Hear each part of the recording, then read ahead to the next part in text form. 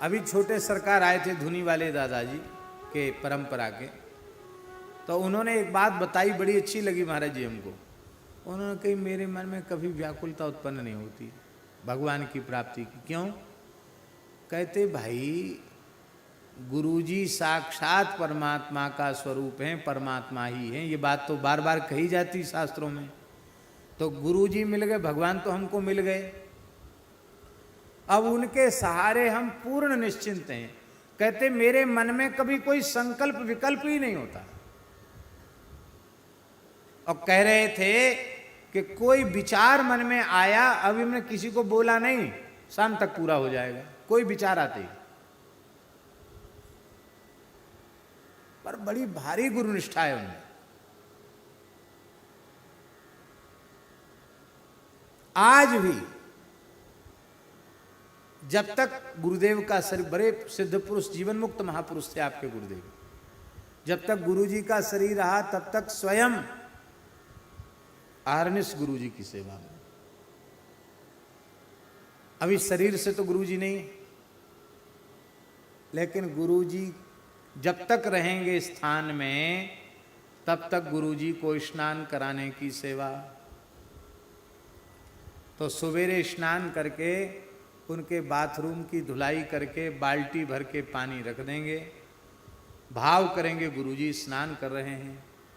रोज उनकी बेडशीट बदलेंगे, फिर वो इतनी देर नित्य नियम करते हैं, फिर धुनी की भस्म लेते हैं। वो सब जैसा सेवा विराजमान अवस्था में करते थे वैसी ही सेवा आज भी करते हैं। गुरुजी चाय पीते थे तो चाय भी समय से रखते हैं, अपने हाथ से स्वयं बना कर। गुरुजी अखबार भी देखते तो अखबार भी रखते हैं। और एक समय वो रेडियो में समाचार सुनते थे, पुराना रेडियो, और समय से वो रहेंगे तो वहाँ रेडियो भी सुनाएंगे। अब गुरुजी ने जो बता दिया, बोले बस सवेरे विष्णु सहस्त्र नाम का पाठ और शाम को शिव महिमन का पाठ, बस कुछ जो पाठ वो जो वही चल रहे हैं, वही कर रहे हैं। नित्य उनकी सेज का श्रृंगार, नित्य उनकी पूजा, नित्य जैसे वो विराजमान स्थिति में करते थे वैसी ही सेवा आज भी करते हैं, स्वयं करते हैं। और उनको ये अनुभूति नहीं होता कि गुरुजी नहीं है, स्वीकार करने कोई राजी नहीं। परिचय तो ऐसे श्रद्धावानों को पद पर मिलता ही है।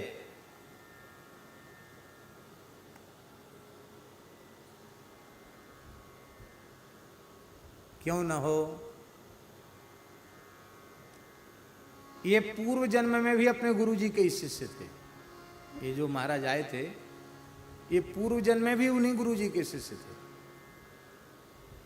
हम आपको सुना रहे थे ना एक दिन कि गुरुजी चिलम पीते थे। चिलम अवधूत संत थे, वर्षों तक तो ऐसे ही स्मशान में दिगंबर रह गए, ठंडी गर्मी बरसात। कोई रुपया चढ़ा गया धूने में स्वाहा, कपड़ा दे धूनी में स्वाहा, लड्डू मिठाई दिया धूनी में स्वाहा, सब चीज स्वाहा कर देते थे। एक गौ माता थी जीजा माई, वो आकर खड़ी हो जाती थी ऊपर से, जब भयंकर गर्मी होती तो गाय उनको छाया देती थी, और गाय उनसे बातचीत करती थी जैसे हम बोल रहे हैं ऐसे, दूसरे लोगों से भी बातचीत करने लग गई गाय। तब उन्होंने कहा माताजी कलयुग है, ऐसे लोगों को मत। लोग उससे सट्टे का नंबर पूछने लग गए, गाय से सट्टे का नंबर बताओ। बोले लोग परेशान कर देंगे, आप बोलना बंद कर दो। जीजा महारानी गौ माता। तो पूर्व जन्म में ये उनके विरक्त शिष्य थे, और यहाँ से ये जो कमर से नीचे इनका धड़ काम नहीं करता था, अपंग थे। फिर भी गुरुजी की सेवा में रहते, ऐसे खिसक खिसक के जाते थे। और सेवा क्या थी? चिलम बनाओ। चिलम बना करके ऐसे गुरुजी को देते, ऐसा मुंह करके देते थे मर्यादा के कारण। और गुरुजी पीने के बाद फिर दे देते, फिर वहाँ किनारे चले जाते। गाते बहुत अच्छा थे, कीर्तन खूब करते, खूब कीर्तन करते। और गुरुजी कीर्तन सुन के बहुत राजी होते। एक दिन गुरुजी बोले, ए बच्चा, कहा हाँ महाराज जी, जा दिल्ली दरबार चला जा, तुझे दिल्ली दरबार सौंप दिया, चला जा दिल्ली दरबार। अब दिल्ली दरबार चला जा, ये नहीं कहा कि मैं अपंग हूं, चल फिर सकता नहीं, घिसट घिसट के चलता हूं, कैसे दिल्ली दरबार, कुछ नहीं कहा। गुरु आज्ञा हो गई, जो आज्ञा। आपने कहा भक्तों से कि मैं चल तो सकता नहीं, हमको उठाकर उस ट्रेन में रख दो जो दिल्ली की तरफ जाती हो। लोगों ने उठा करके उनको रख दिया दिल्ली की ट्रेन में। दिल्ली पहुंच गई ट्रेन। अब सब ट्रेन यात्री तो उतर गए, ये कैसे उतरे, ये तो उतर ही नहीं सकते।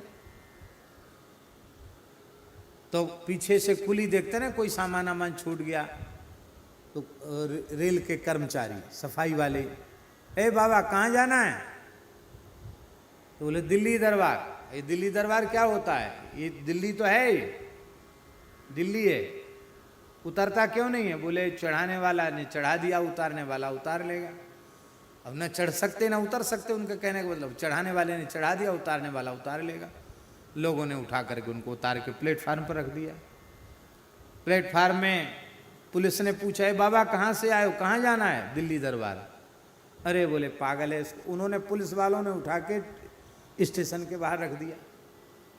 तो एक ठिलिया वाला, ठिलिया जानते ना, 4 पहिया की ठिलिया होती, उसमें गन्ना बेचने वाला, गनेरी बेचने वाला, उसके पास बिठा दिया, उसकी ठिलिया के पास चबूतरा जैसा था, उस पर बिठा दिया, बैठ गए। और वो गनेरी वाला आवाज लगाए, ठंडी मीठी गनेरी लो, ठंडी मीठी गनेरी। ये भी बीच बीच में आवाज लगे, ठंडी मीठी गनेरी लो, ठंडी मीठी गनेरी। तो दुकानदार ने सोचा, गरीब आदमी था बेचारा, उसने कहा तो बाबा बड़ा अच्छा है हमारी, और जब से ये बैठा तब से हमारा गन्ना खूब रहा है, हमको मुनाफा हो रहा है। साधुते होए ना कारज हानि। तो संत की तो महिमा ही ऐसी है, साधुते होए ना कारज हानि। तो उसने प्रेम दिया, स्नेह दिया, और ये बैठकर उसकी गनेरी छील देते, छिलका उतार देते, न छोटे छोटे टुकड़े बना लेते और बेचते। अब वो फिर चला जाता, खाने को भी वो दे देता, खा लेते। धीरे धीरे उसका प्रेम और जग गया। बोले बाबा यहाँ आप पड़े रहते हो, दिन भर हमारा गन्ना बिकवाते हो, हमारे घर चलो। कि जय श्री राम जी की इच्छा। तो ठिलिया पे बिठा के ले गया घर। घर तो था ही नहीं, झोपड़पट्टी वाले लोग थे, तो टीन का ऐसा बना के रखा था, बाहर टाट लगा था, छोटा सा कमरा था, रहने की जगह तो थी नहीं। तो बाहर की जगह में थोड़ा सा टाट लगा के इनको बिठा दिया। तो रात में ये वहां रहते, रात को खूब कीर्तन करते। तुलसीदास जी, मीराबाई, कबीरदास जी, रैदास जी और नरसिंह मेहता, इनके पदों को गाते, गा करके प्रेम विभोर हो जाते। लोगों ने कहा, टोला मोहल्ले के लोगों ने कहा कि कौन से बाबा जी को पकड़ के लाए, सोता ही नहीं, पूरी रात कीर्तन करता है, गाता है, और दिन में आपके साथ जाके जो है वो गन्ना बिछवाता है। फिर सवेरा हो तो कहें हमको ले चलो, गन्ना बेचेंगे। तो फिर ठिलिया में बिठा के वो स्टेशन फिर ले जाते, ठंडी मीठी गनेरी लो, ठंडी मीठी गनेरी, आवाज़ लगाते रहते।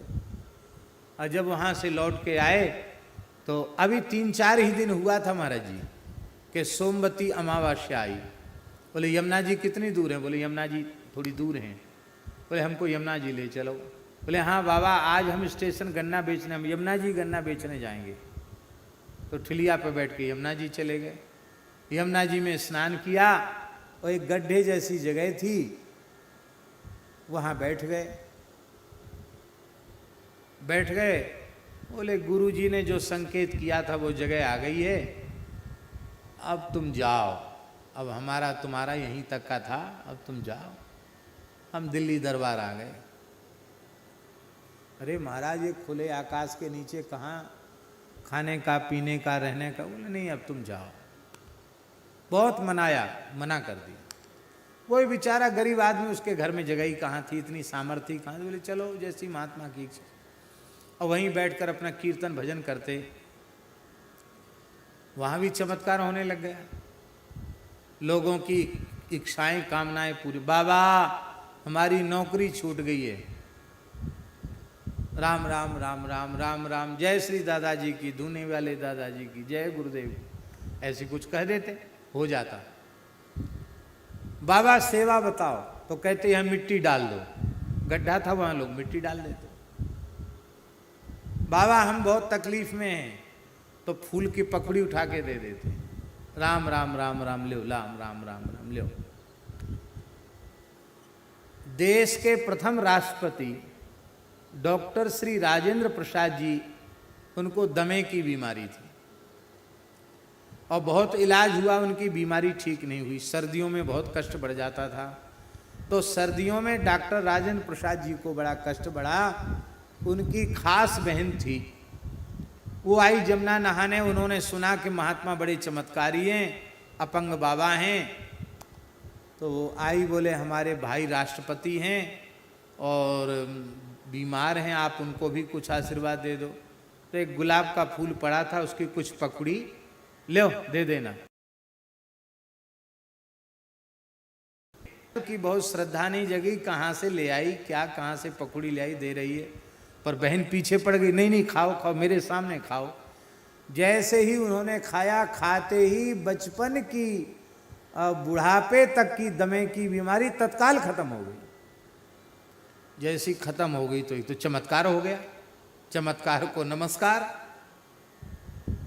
तो बोले भाई संत तो बड़े विलक्षण हैं, उनको यहाँ राष्ट्रपति भवन में बुलाओ।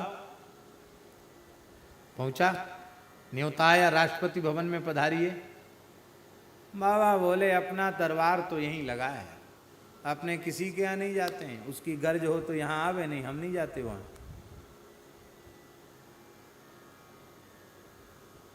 डॉक्टर राजेंद्र प्रसाद जी प्रथम राष्ट्रपति दर्शन करने आए, और जब राष्ट्रपति दर्शन करने आएगा तो उसके पहले सारी व्यवस्था हो जाएगी। वो जगह अलाट हो गई, सारा गड्ढा भर गया, रोड बने, सब काम हो गया महाराज। आज वहाँ भव्य स्थान बनाओ, निगमबोध घाट पर, धर्म संघ विद्यालय से सटी हुई जगह है। और गुरुजी अभी विराजमान ही थे नर्मदा किनारे, उनके सामने ही सिद्ध हो गए और शरीर भी पूरा हो गया। बोले वैसे अब कोई कर्म शेष नहीं बचा है कि हमको द्वारा आना है, लेकिन हम द्वारा आएंगे। क्यों? इसलिए हम द्वारा आएंगे कि हमारा शरीर अपंग था, हम गुरुजी की जैसी सेवा करनी चाहिए थी, वैसी सेवा हम गुरुजी की कर नहीं पाए, तो गुरु सेवा के लिए द्वारा जन्म लेना है। और लोगों से कहते थे अभी तो हमको उठा के यहाँ से वहाँ, वहाँ से वहाँ रखते हो, फिर मैं इतनी तेज चलूंगा कि तुम लोग मेरे साथ चल नहीं पाओगे। लोग समझते नहीं थे। उनका शरीर पूरा हुआ, उनकी समाधि देने गुरुजी खुद पधारे, गुरुजी ने अपने हाथ से समाधि दी, और उन्हीं का जन्म इनके रूप में हुआ। इनके रूप में, वो वही जो संत, उन्हीं का जन्म इनके रूप में हुआ। और जब जन्म हुआ तो बहुत बीमार थे, बचपन में बहुत बोलना नहीं आता था, अभी इतने छोटे थे, बार बार बीमार पड़ जाते। एक बार तो लगा कि मर गए, इनकी माँ पिताजी लेके सामने रख दिया। गुरुजी तो सिद्ध थे, बोले भाई देखो ये तुम्हारा तो है नहीं, ये तो हमारा, हमारी सेवा करने आया है, ये तो हमारा है, तुम्हारे पास तो रहेगा नहीं। अब एक ही बात है, इसके प्राण बच सकते हैं, क्या? तुम भेंट कर दो धूना पर के ले दे दिया तो ये बच जाएगा, नहीं तो नहीं बचेगा। अरे महाराज दे दिया, दे दिया। तो उस बचपन से ये तो पूर्व की स्मृतियां, ऐसे सिद्ध पुरुष गुरुजी थे। हम लोग कहते हैं पर मानते नहीं। कहो भले ही मत, पर हृदय से मानो। गोस्वामी जी क्या कहते हैं, श्री भगवान श्री कृष्ण क्या कह रहे हैं श्रीमद् भागवत में, आचार्यम माम बिजानीयात नावमन्येत करहिचित न मर्त्य बुद्ध्या सूये तो सर्वदेव मयो गुरु। आचार्य को, गुरु को मेरा ही स्वरूप स्वीकार करो, मानो। किसी भी अवस्था में गुरु तत्व का तिरस्कार मत करो, अवमानना मत करो। अवमान्या कैसे होगी? बोले उनमें गुण दोष दिखाई पड़ेंगे तो उनका तिरस्कार होगा, उनकी अवमानना होगी। गुण दोष क्यों दिखाई पड़ेंगे? बोले उनमें मरण धर्मा मनुष्य की बुद्धि होगी तो दोष दृष्टि रहेगी, दोष दृष्टि से बच नहीं सकते। इसलिए न मर्त्य बुद्धिया सूये, तो ये मरण धर्मा मनुष्य हैं, ये विचार ही त्याग दो, क्योंकि सर्वदेवमयो गुरु, गुरु सर्वदेवमय है। तो भक्त भक्ति, तो गोस्वामी जी इसी सिद्धांत को मानते हैं। क्या कहा गोस्वामी जी ने? हम नित्य वंदना में बोलते हैं, हमको बहुत प्रिय लगता है। बंदौ गुरुपद कंज, किन गुरु के पद कंज बंदो?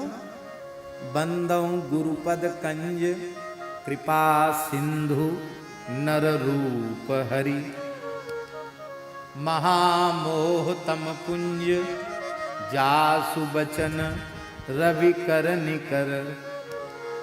ये साक्षात श्री हरि ही है।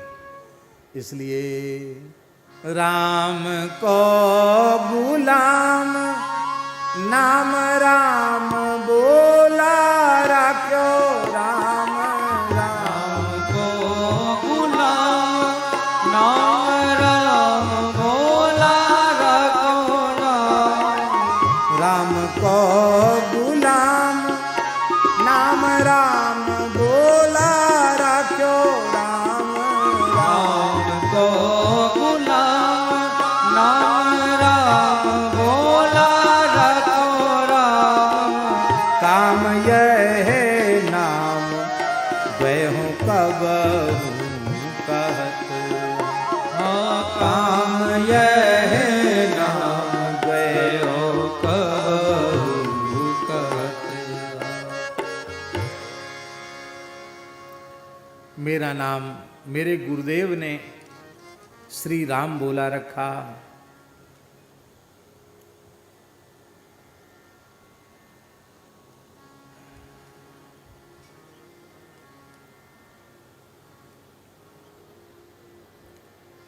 अब तुम राम जी के गुलाम हो, ये भी गुरु जी ने बताया, क्योंकि जीव नित्य भगवत दास है और भगवान जीव के नित्य स्वामी हैं। इस संबंध का बोध ही सद्गुरु कराते हैं। तुम भगवान को हो और भगवान तुम्हारे हैं। तो गुरु जी ने परिचय कराया कि तुम्हारा स्वरूप भगवान का दास है, तुम दास हो भगवान के, तुम्हारा नाम राम बोला है। तो जब हम राम जी के गुलाम हैं, गुलाम माने गुलामी करने वाला, सेवा करने वाला, तो हमको कौन सी सेवा राम जी की करनी है? आपने नाम तो हमारा रख दिया, राम जी का सेवक भी बना दिया, तो हम कौन सी सेवा करें?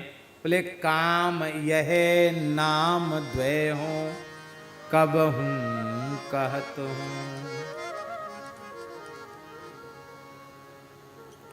ये काम क्या है? कहते राम जी का कैंकर्य। कैंकर्य कितने प्रकार का है? बोले 9 प्रकार का।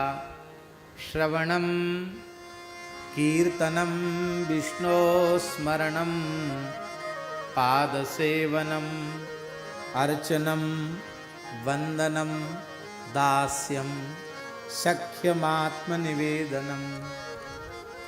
इति पुंसार्पिता विष्णु भक्तिश्चेन्नवलक्षणा क्रियते भगवत्यद्धा तन्मन्येधीतमुत्तमम्। राम जी की सेवा क्या है? बोले राम जी की नवधा भक्ति करो। तुलसीदास जी महाराज कहते, महाराज हम तो प्रथम से भी प्रथम श्रेणी के आलसी हैं। ये 9 प्रकार की भक्ति तो बनना हमसे बड़ी कठिन है। कोई सरल काम बता दो। जैसे हम सेवकों में भी लिस्ट में भी हमारा नाम आ जाए, वो काम भी हमसे काम बन जाए, सेवा बन जाए और स्वामी राजी हो जाएं। तो गुरुजी ने कहा कि अच्छा, तो गुरुजी ने सेवा सौंपी, राम राम करो। क्या कहा गुरुजी ने? राम राम करो। तो इतनी सरल सेवा हमको मिली है राम राम करने की, और कोई सेवा नहीं, राम राम करो। इसका भाव क्या है? देखो, इसका भाव ये है कि सच्चे संत, सच्चे सद्गुरु, वे अपने स्वार्थ की पूर्ति की कोई बात शिष्य को कभी नहीं बताते, ना वो किसी व्यक्ति वस्तु पदार्थ से जोड़ते हैं, वो सीधे जीव को भगवान से जोड़ते हैं।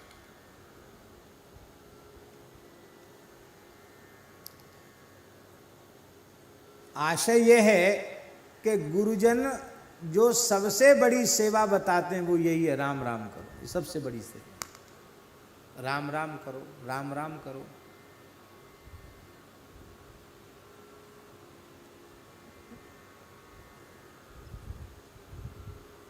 एक सज्जन हमारे पास आए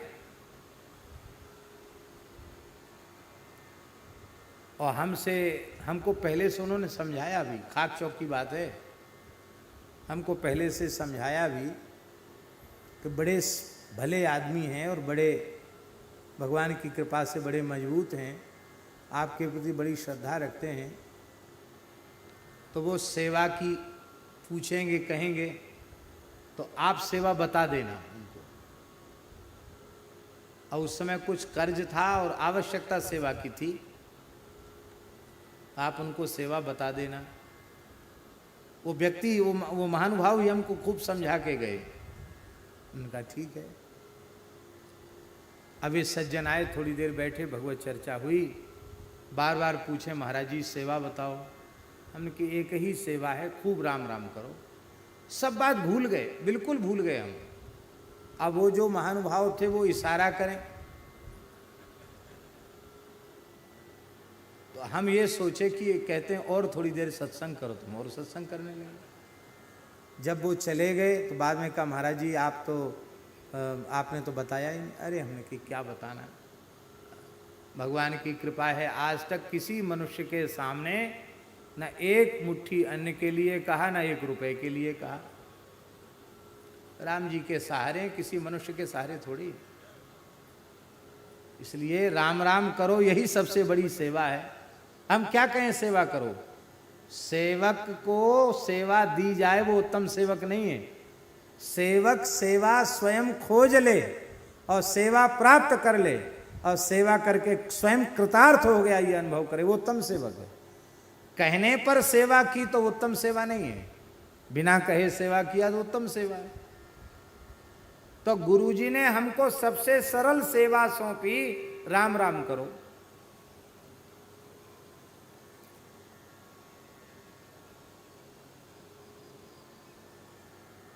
लेकिन हे भगवान, मैं ऐसा विचित्र निकला कि नवदा भक्ति तो नहीं ही कर पाया।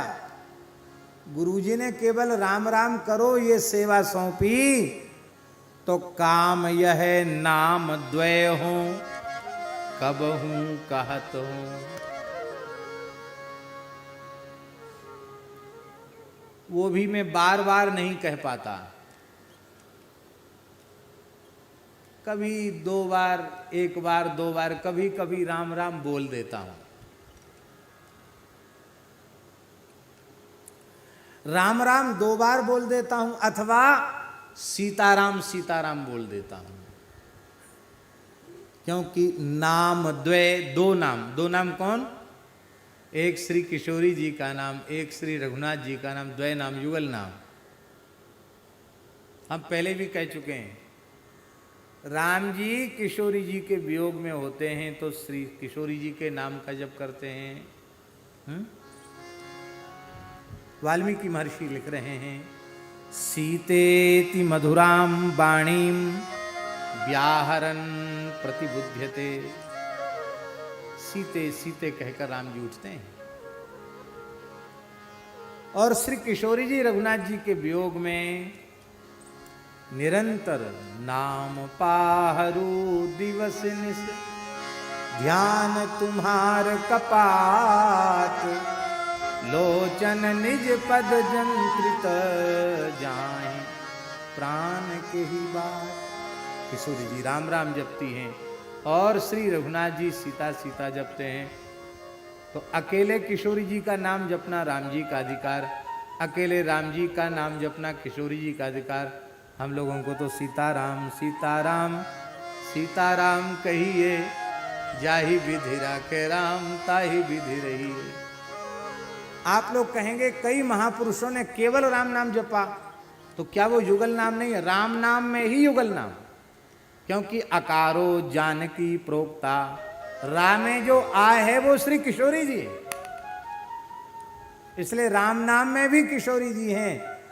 पर अलग से कुछ संतों का भाव होता है कि भाई किशोरी जी का नाम भी स्वतंत्र रूप से ही लिया जाए। यद्यपि सीता जी के नाम में राम जी और राम जी के नाम में सीता जी हैं, लेकिन फिर भी सीताराम सीताराम सीताराम। एक बार पूज्य श्री गोपालाचार्य जी ने कहा, पूछा हमसे क्या जपते हो? हमने कि महाराज जी हम तो जप ही नहीं कर पाते हैं, फिर भी क्या जपते हो? कुछ नाम जप करते हो? हमने कहा सीताराम सीताराम। अरे बोले सामान्य मनुष्य को भी श्री के बिना नहीं बोला जाता है, और इष्ट का नाम बिना श्री के लेते हो, क्या कहना चाहिए? बोले श्री सीताराम श्री सीताराम श्री सीताराम श्री सीताराम। उन्होंने कहा क्या, तब से हम यही करने लगे। मैंने करते तो नहीं है, लेकिन जो कुछ भी भूले भटके दो चार नाम चलता है तो श्री सीताराम श्री सीताराम। अब श्री सीताराम में बहुत सुख मिलता, सीताराम से ज्यादा सुख मिलता श्री सीताराम में।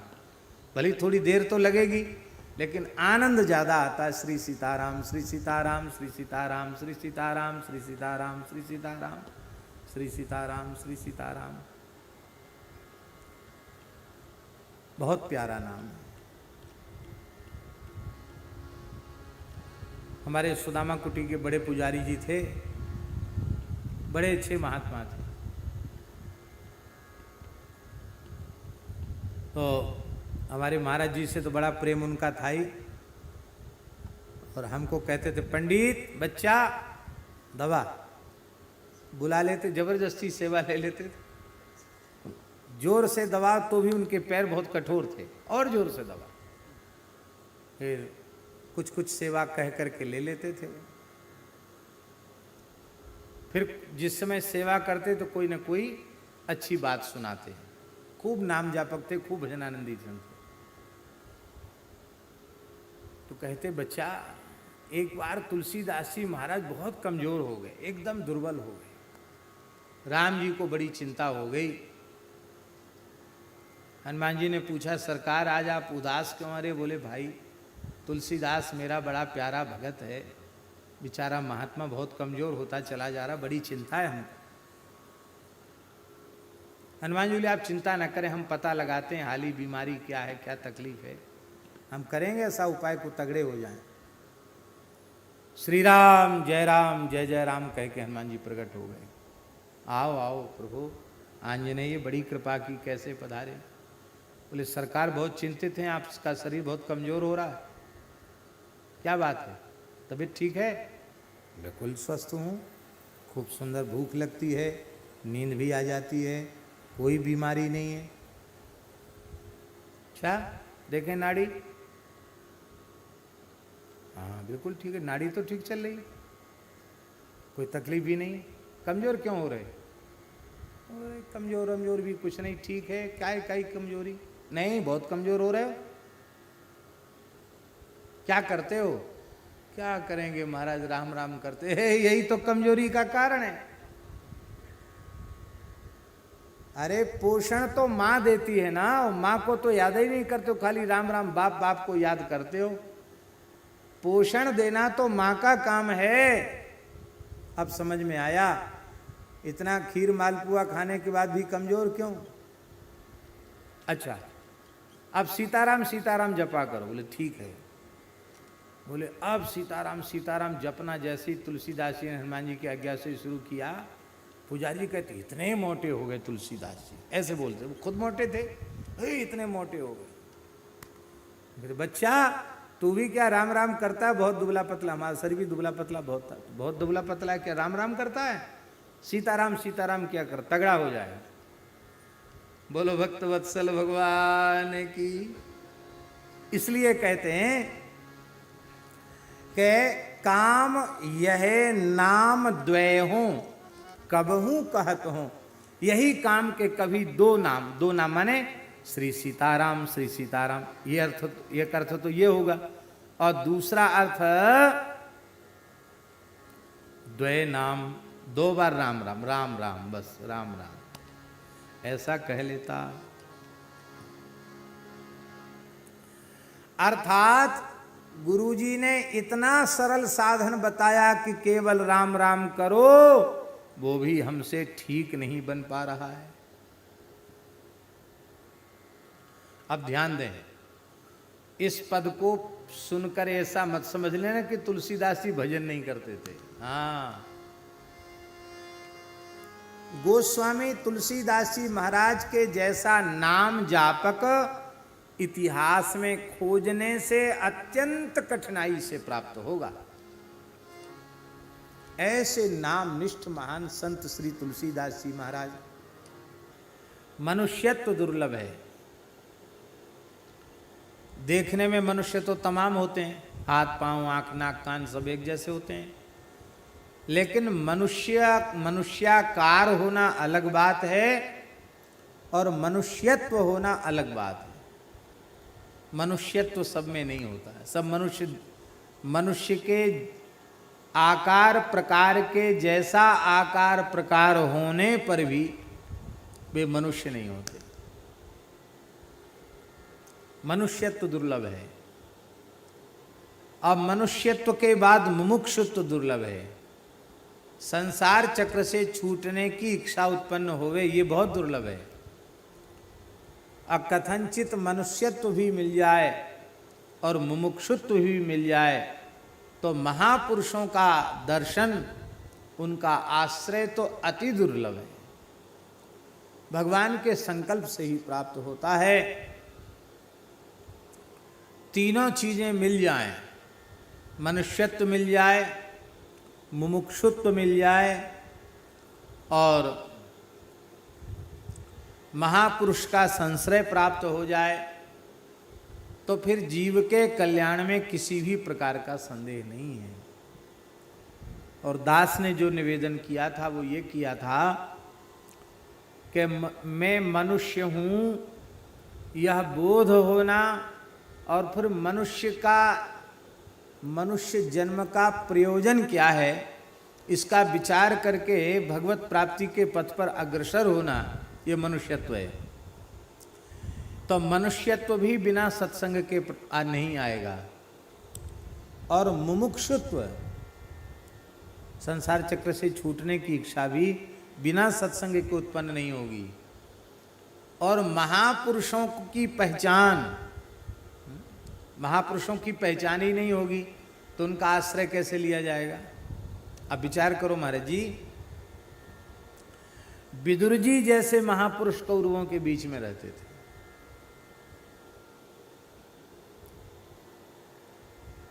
विदुर जी जैसे महापुरुष कौरवों के बीच में रहते थे, लेकिन वे कौरव विदुर जी को पहचान न सके। भरी सभा में विदुर जी से कहा गया का एन मत्रोपजुहाव जिह्मम दास्यासुतम यद बलनैव पुष्टः तस्मिन् प्रतीपः प्रकृत्य आस्ते निर्वास्यता मासु पुराच्युसानः। भरी सभा में दुर्योधन कह रहा है, इस नीच कुटिल दासी पुत्र को दरबार में बुलाया किसने, सभा में किसने आमंत्रित किया इसको। ये दासी पुत्र बलिनैव पुष्टः, हमारी जूठन खाकर, हमारे जूठे टुकड़े खाकर के पुष्ट हुआ है। टुकड़े हमारे खाता है और पक्ष हमारे शत्रुओं का लेता है। ये तो मार डाले जाने योग्य है। लेकिन चलो, मेरे पिता का भाई है, लगता है भाई, इस नाते से इसको मारो तो मत, लेकिन अब ये यहां रहने लायक नहीं है। आसुपुरात श्मशान निर्वास्यताम, शीघ्रता करनी चाहिए इस कार्य में। इस नीच को धक्का देकर इस नगर से, ये नहीं कहा दरबार से, क्या कहा, पुरात नगर से, हस्तिनापुर से इसको बाहर निकाल दिया जाना चाहिए। विदुर जी साक्षात धर्मावतार हैं।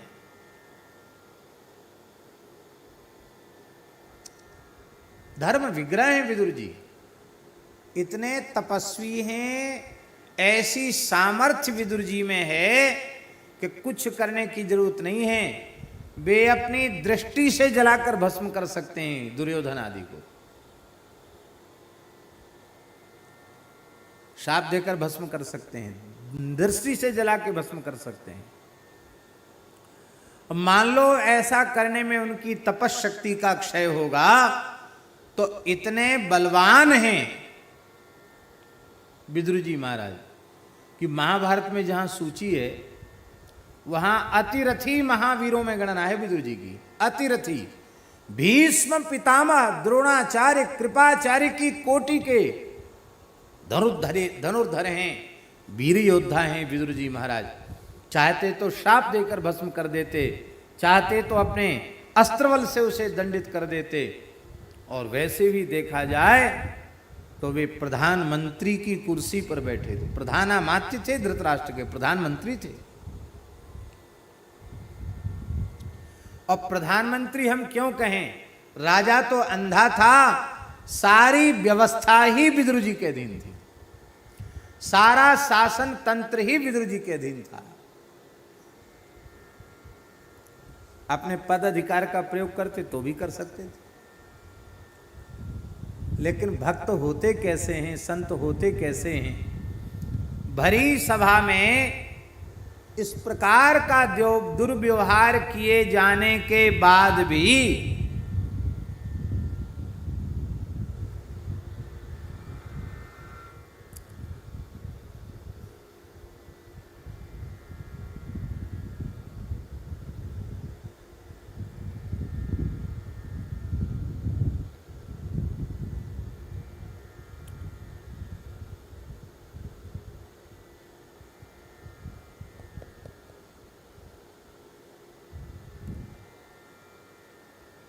विदुर जी के मस्तक पर अपमान बोध की रेखा तक उदित नहीं हुई। ऐसा हृदय बन जाए तब समझ लेना कि अब भगवान की भक्ति महारानी हृदय में आ गई। महाराज, जो बच्चा अभी बोलना नहीं जानता, कुछ नहीं समझता, दूध पीने वाला बच्चा है, अपमान बोध उस इतने छोटे बच्चे को भी अपमान बोध हो जाता। करके देख लो,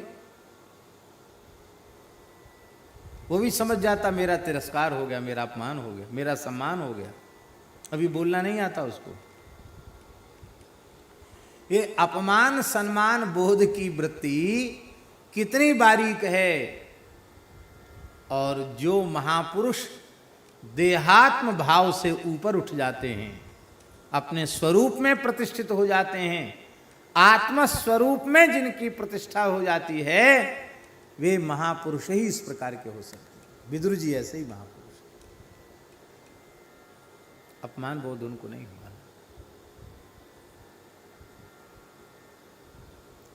तो हम निवेदन कर रहे थे कि विदुर जी को कहां पहचाना।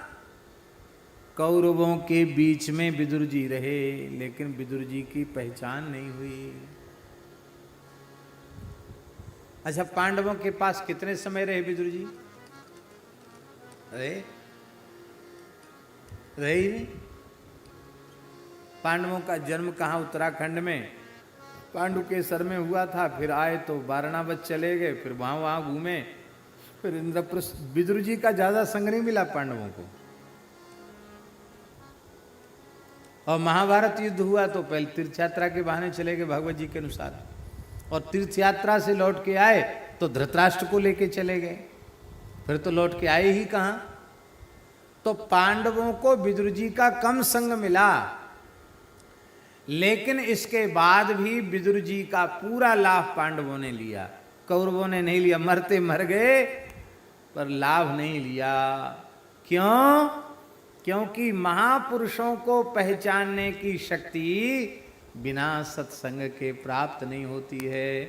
कौरवों में कमी यही है महाराज स्वामी जी, कौरव सत्संग नहीं करते, यज्ञ भी करते हैं, वो दान भी करते हैं। आपने युधिष्ठिर का राजसूय अश्वमेध तो सुना, दुर्योधन का अति वैष्णव यज्ञ नहीं सुना? अरे महाभारत में पढ़ो, दुर्योधन ने कितना विलक्षण वैष्णव यज्ञ किया है महाराज, वो वैष्णव यज्ञ, हाँ, जिसके प्रधान देवता भगवान श्री हरि ही, बड़ा विशाल यज्ञ किया है उसने, कमी नहीं है उसमें। दुर्योधन को ऐसा वैसा नहीं समझना, संध्योपासन करता तीनों काल की, अग्निहोत्र भी करता है, तर्पण श्राद्ध भी करता है, छोटी जनेऊ सब है, वैसा वैसा नहीं है जैसा आपने सोच रखा है।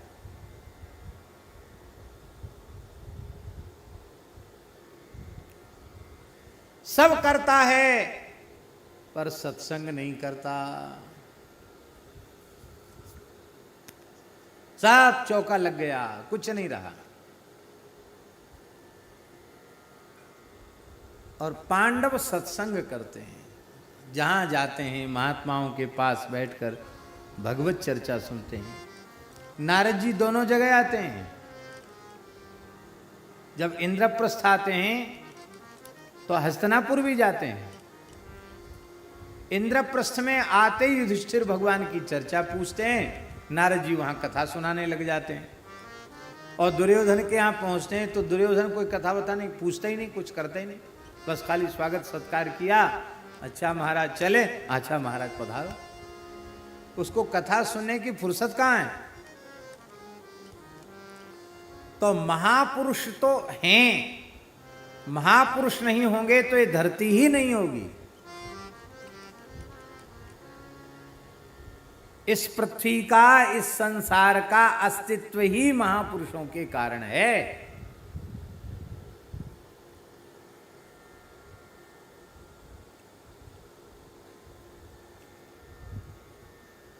इसको बहुत ध्यान से सुनना है। धरती पर संत नहीं रहेंगे तो धरती नहीं रहेगी।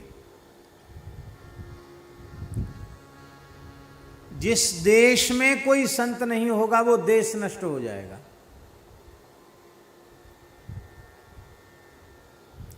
हम लोग समझते जरूर हैं कि भारत में ही संत हैं, ये चाहे चीन हो, चाहे अमेरिका हो, चाहे पाकिस्तान हो, और चाहे अरब के देश हों,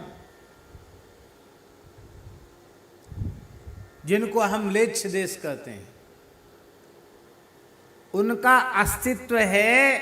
इससे यह प्रमाणित होता है कि वहां भी कोई न कोई सत्पुरुष जरूर है।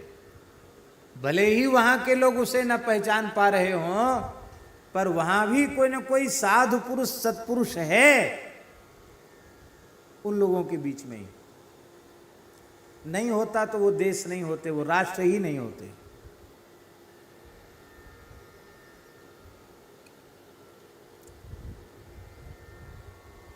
और बारीकी से सुनो, प्रांत भी तब तक रहता है जब तक उसमें कोई संत हो, और बारीकी से देखने पर जिला भी तब तक रहेगा जब तक उसमें कोई संत हो, और बारीकी से विचार करने पर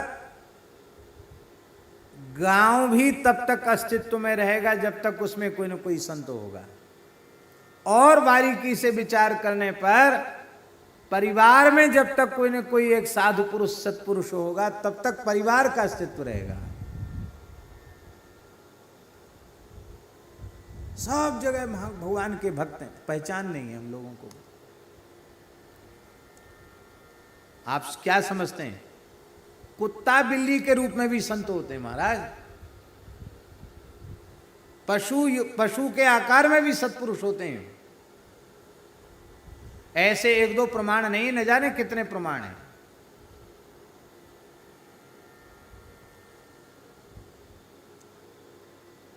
ऐसा नहीं विचार करेंगे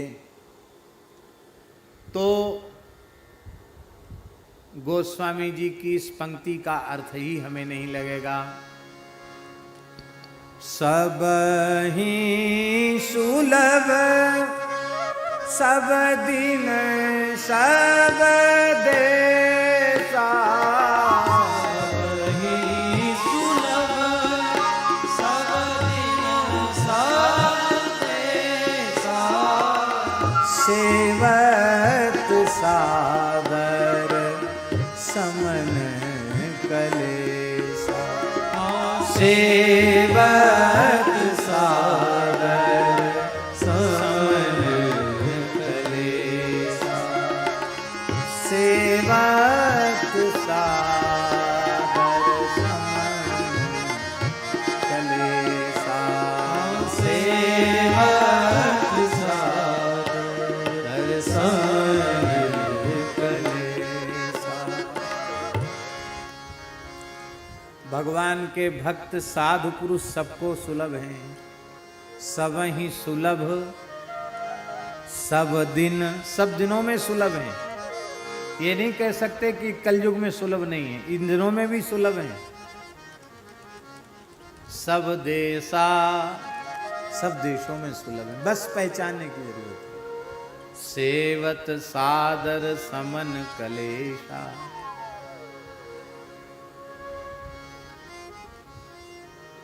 आपने चरित्र सुना है भक्त भूप रत्नावती। नाभाजी ने भक्तिमती रत्नावती का चरित्र लिखा है। पृथ्वीराज नृपकुल वधू भक्त भूप रत्नावती। रानी पहले भक्त नहीं थी, पर उसके महल में चौका लगाने वाली, पोछा झाड़ू करने वाली दासी, वो बड़ी भक्त थी।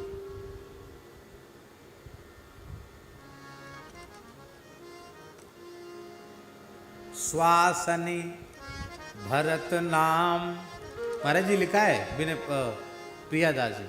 वो श्वास श्वास में नाम जप करती थी महाराज दासी।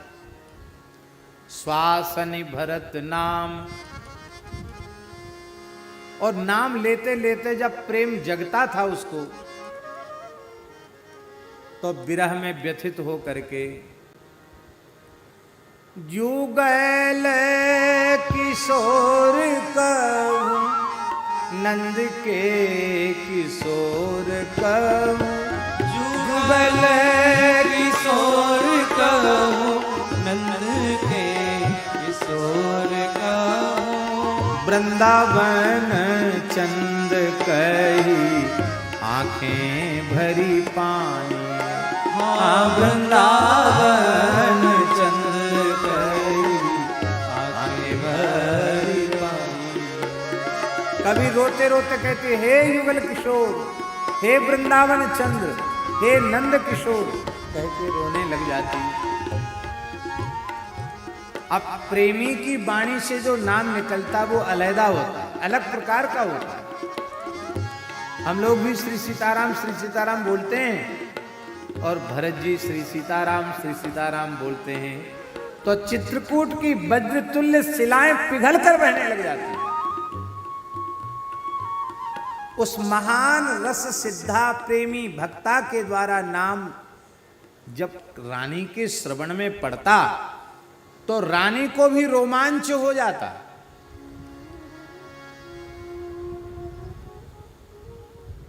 रानी को रोमांच हो जाता। वो सोचती कि ये दासी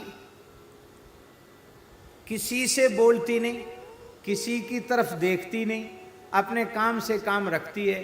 तो और दासियां तो लालच भरी दृष्टि से देखती, ये चीज हमें मिल जाए, महारानी जी हमको दे दें, लेकिन ये कोई प्रयोजन ही नहीं रखती।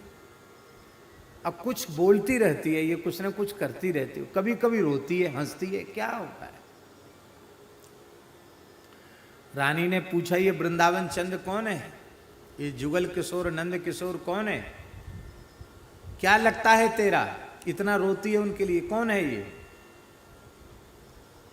तो दासी ने कहा, महारानी जी आपके भाग्य में ये सब ठाट बाट भोगना लिखा है, आप प्रेम से भोगो, हमारी बात मत पूछो। क्यों? क्यों ना पूछें? तो उसने कहा, रागी साधु कृपा भई है।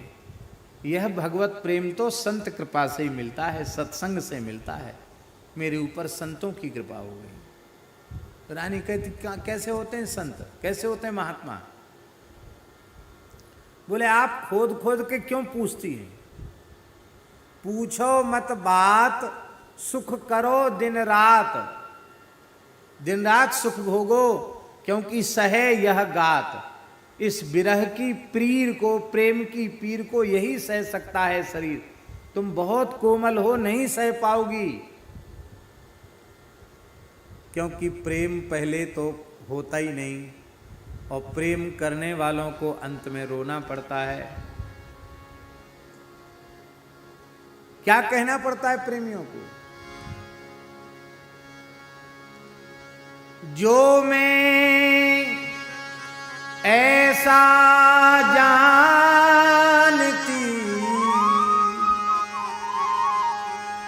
जो मैं ऐसा जानती, प्रीति किए दुख होए।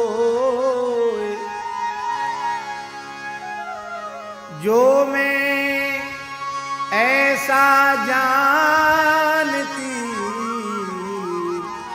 प्रीति किए दुख होए। नगर ढिढोरा पीटती, प्रेम करो जनिको।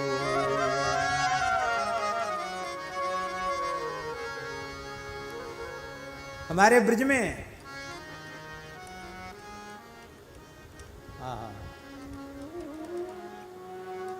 श्याम बिरहणी सखी आती है,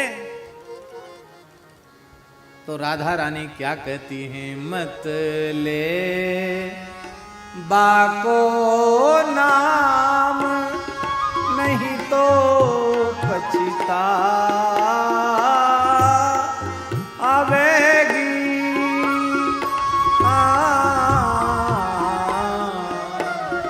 नहीं तो पछता आवेगी। मत ले बाको नाम, नहीं तो पछता आवेगी। नहीं तो पछता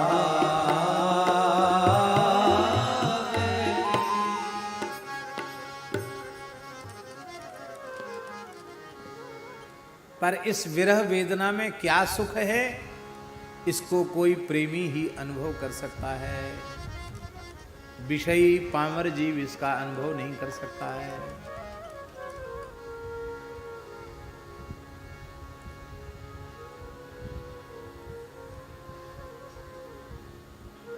और जब ध्यान दें, रानी ने दासी का सत्संग किया, तो जो प्रेम दासी को प्राप्त था वही प्रेम रानी को प्राप्त होगा। अब देखो, यहां ध्यान देने की बात है। रानी अपनी ठसक में रहती कि मैं रानी हूं, ए झाड़ू पोंछा करने वाली दासी है, तो उसे कुछ नहीं मिलता। लेकिन प्रियादास जी कहते, रानी ने दासी के प्रति गुरु बुद्धि की, सिरहाने ले बिठाई, अपने सिर से ऊपर आसन देकर के बिठाया, प्रणाम करती थी रानी उसको, और कहती थी कि बस आपकी एक ही सेवा है, आप तो भगवान की कथा सुनाओ। तो रसिक नरसन की वाणी कह गई है, रसिक नरसन की वाणी कह गई है। रसिक नरसन की वाणी कह दई है। रसिक बाड़ी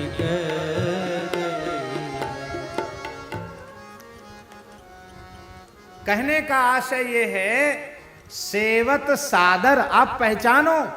आपका नौकर भक्त हो तो उसको नौकर तो है, ठीक है, उधर पूर्ति के लिए नौकरी कर रहा है, पर भगवान का भक्त है, समझ में आ जाए ये बात, तो उसका संत के जैसा आदर करो।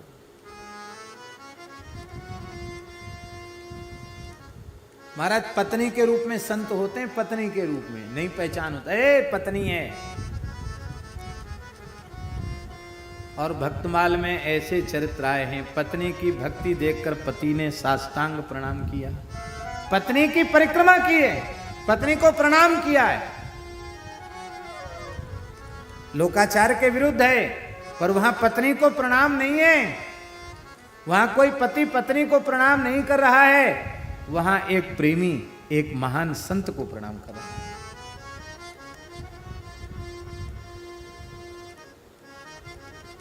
हम संत को पहचानते नहीं हैं, पहचानने के बाद श्रद्धा नहीं करते, श्रद्धा पूर्वक सावधानी पूर्वक उनका संग नहीं करते हैं, इसलिए लाभ से वंचित रह जाते हैं। तो इतनी बढ़िया बात आज स्वामी जी ने समझाई, मनुष्यत्वम मुमुक्षुत्वम महापुरुष संश्रयः।